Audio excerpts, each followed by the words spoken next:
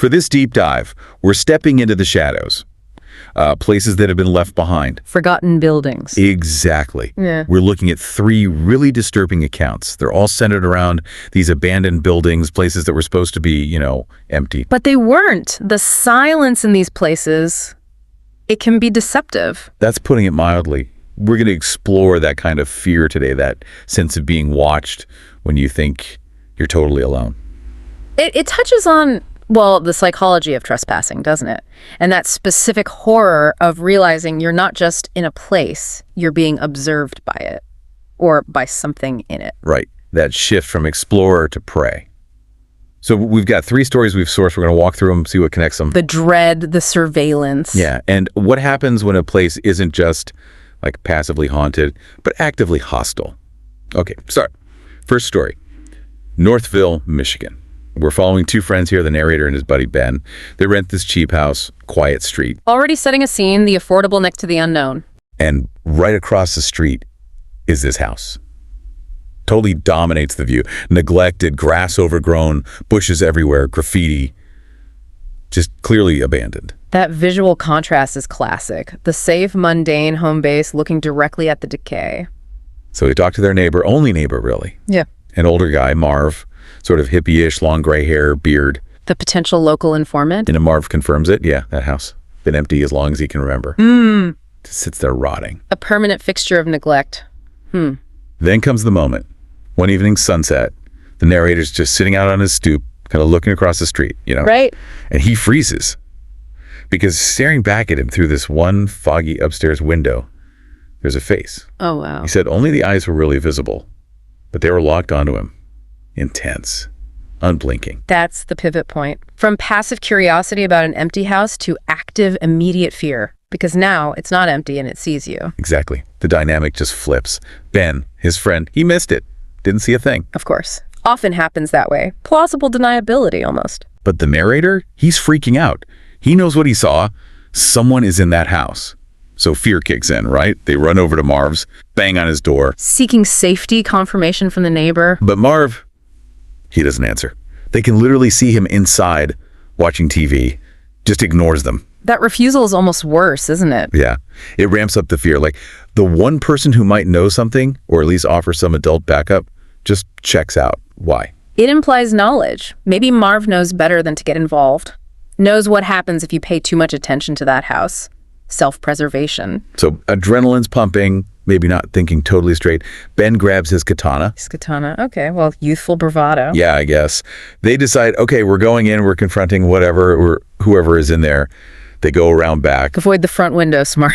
pry off the board, holding the back door shut, Yeah. and step inside. Into the unknown. Inside. It's dusty, yeah, falling apart. But weirdly, it's untouched. No graffiti inside, no vandalism like you'd expect, just creepy quiet. That preservation can be unsettling in itself, like it's waiting. Check the first floor. Kitchen, living room, dining room, small place, all clear. They get to the stairs, heading up to where he saw the face. The tension must have been building. And Ben, maybe trying to be tough, maybe just scared, he yells out, "Is anybody up there?" Ah, the classic mistake. You don't ask if you don't want an answer. Immediately. The second he yells, they hear it. Rapid, heavy stomping right above them, like something huge running full tilt straight for the top of the stairs. Oh, that's terrifying. Not a ghost. Something physical and aggressive. They didn't stick around to find out. They just bolted, fled the house, ran back across the street. Instinct taking over. Fight or flight, and flight definitely won. And as they're outside, catching their breath, hearts pounding, they look over at Marv's house. Let me guess. He's standing there, right by his window, stock still, just staring intently, watching them. The silent witness, confirming their fear without saying a word. Chilling. That was it for them. That double dose of fear, the thing upstairs, Marv watching. They moved out the very next day, told the landlord it was inconvenient, never went back. Can't blame them. That immediate violent response from the house. Yeah. That sticks with you. Right. And that kind of intense reaction, that physical threat, it sort of contrasts with our next story, which involves a different kind of risk taker. The urban explorer. Exactly. This one's set in some abandoned college dorms. They'd been shut down for like 15 years, windows all boarded up, and of course, rumored to be haunted. Standard location for exploration, but the rumors add that extra layer. They go in expecting decay, maybe animals, not necessarily something actively malevolent. So this guy, our narrator, he considers himself an urban explorer, dresses in all black, gets himself a crowbar, he's going in. Prepared for the physical obstacles, at least. He manages to pry open a first-floor window, gets inside. It's pitch black, obviously. He's relying entirely on his phone flashlight. Which is always a gamble. Battery life, the narrow beam, makes you vulnerable. He admits he was, and I quote, scared shitless. Worried something was going to tear him apart. But there was this rumor, see? The basement was supposed to be the really haunted spot. The lure of the epicenter. Even fear doesn't always trump curiosity for these explorers. So, despite being terrified and worried about his phone dying, he heads for the basement, finds the stairs, goes down. Deeper into the building's history. The room at the bottom seems, well, pretty normal at first glance, just an empty basement room. Colder, though. Definitely colder down there. And the floor felt kind of sticky under his feet. Sticky. Minor detail, but unsettling. Cold spots are classic, but stickiness suggests residue. He sweeps his light around, sees another door, thinks, okay, probably the laundry room, boiler room, whatever. Just check that out and he can get out, mission accomplished. One last look. He opens that second door and his light hits. Not a laundry room. He described it as just a sea of red all over the floor. A sea of red. Oh no. Yeah. He said there was a drain right in the middle of the floor, and it was clogged. Clogged with, his words, various organic materials. All of it just shiny red. Shiny red. That implies freshness. Recent. This isn't old history. This is an active site. That is deeply disturbing. Gets worse. Just as he's processing this, about to run, his light catches something else on the ceiling. A black pentagon-like thing, he called it. Black pentagon. Yeah. Didn't elaborate, didn't stick around to analyze it. That glimpse, combined with the red floor, was enough. He just turned and ran. Scrambled out of there as fast as he could. Didn't stop till he was back in his own dorm, door locked. The symbol is the truly bizarre element there. The blood is horrifying, suggests violence, maybe a crime scene, but the geometric shape, that implies something else entirely. Ritual, intentionality beyond simple murder, it's inexplicable. Right, it takes it from gruesome to potentially something organized, unnatural. And that inexplicable detail is often what truly breaks someone's nerve, the thing that doesn't fit any known category of horror. But the story doesn't end there. That's the kicker. There's more. The next morning, Yeah. he wakes up, finds a piece of paper slipped under his dorm room door, No. written in bright red ink. It just said, "Did you like what you saw?" Okay, that is bone-chilling. That confirms it wasn't just a scene he stumbled upon. Whatever entity was connected to that room was aware of him. And followed him, Yeah. knew where he lived, made contact. It elevates it from a terrifying discovery to a direct, personalized threat. He wasn't just an observer, he became a target. That's a lifetime of looking over your shoulder. Absolutely terrifying. That direct, invasive threat. Yeah. It brings us to our final story. This one's a bit different, quieter maybe, more of a slow burn dread.